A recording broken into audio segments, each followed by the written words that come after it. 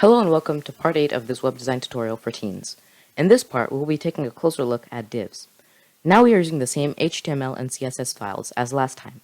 We will delete all of the span tags and keep the div. Next we will go into our CSS and edit the container class. We will make its border visible. Now if we save and refresh, we see one thick line going the width of the page. The reason the div's border is a thick line is because the top and the bottom borders are overlapping. The reason this happens is because there is no content inside of it, so it takes up no extra space. And as we learned before, it is the width of the entire page because it's a block tag. Block tags are only the width of the web browser's page. So if we minimize our web browser's page, we can see that the div's width minimizes with it. This is the reason that we use divs. It makes our site responsive. If a site is responsive, that means that it can be seen on a variety of devices and not look weird or scaled. Now, you may notice that our div is uncomfortably close to the corner of our web browser's page. We can move it closer to the middle of the page by using the margin CSS property. We used this property a few parts back.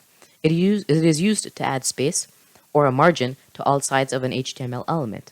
If we use it now in our CSS by typing margin, colon, and then typing 50px, and then a semicolon, we can see the result in our web browser.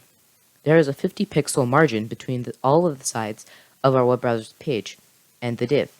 We can specify on what page we want to add a margin by typing margin, dash, and then which side we want to margin. We can choose from left, right, top, and bottom.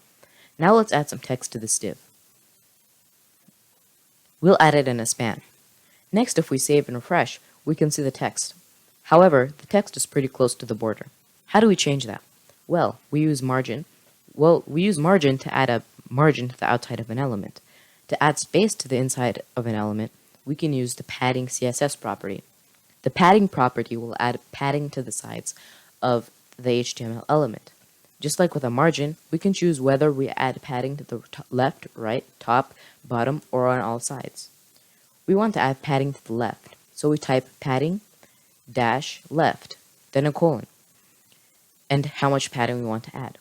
We want to add 20 pixels of padding, so we type 20px. Now if we click save and refresh, we can see that there's space between the text and the left side of the div. Now let's add another div to the inside of the original div and then add some text inside of it.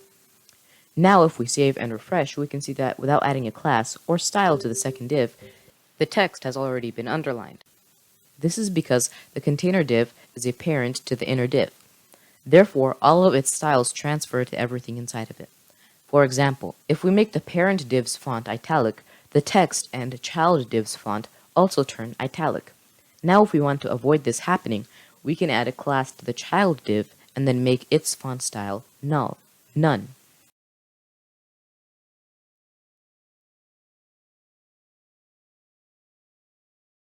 Now if we refresh, the child div is normal and everything else is italic. This is because the HTML takes the most specific style more importantly.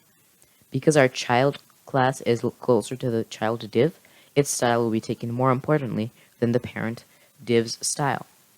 Thank you for watching. This has been part 8 of this web design tutorial for teens. Please stay tuned.